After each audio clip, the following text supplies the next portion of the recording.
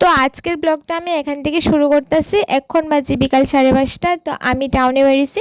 তো তোমার দাদা এখন ড্রপ করতে আইব, যেহেতু অফিস টাইমে সময় দিতে পারে না। তো অফিসের কাজটি সাইরে তারপরে আইব আমার সাথে দেখা করতো। তো এটা করতে করতে আয়া পড়ছে অলরেডি, বাইকে তেল ঢুকাইতেছে। আর অফিসের টাইমে কেউই পারে না, সন্ধ্যার পরে সবাই টাইম দিতে পারে, যারা যারা প্রাইভেট জব করো তারা তো জানোই। আর দিনের বেলা বাড়িতে আমার ভালো লাগে না, এই রৌদ্রের ভিতরে গরম। তো আমরা এলেগা সন্ধ্যাবেলা বিকালের টাইমটা বাইরে রৌদ্রটা কমলে এটা করতে করতে আমি আয়া পড়ছি আমার ফেভারিট দোকান, চিকেন ভর্তার দোকান। যারা যারা চিনো তারা অবশ্যই কমেন্ট করো, আর যারা চিনো না তারা আমার কই, আমি লোকেশনটা দিয়ে দিব। যে স্বাদ, মানে আমার এত ভালো লাগে চিকেন ভর্তা।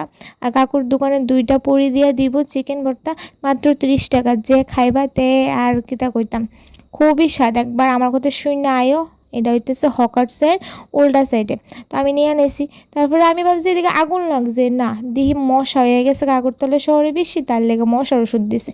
তো আমরা আবার সন্ধ্যাবেলা আরেকটা টিফিনের দোকানে ঢুকলাম, ঢুকে খাইলাম। এত খাওন খাই আমরা দুনুরা, তারপর মোটা হই না, কিতা করতাম।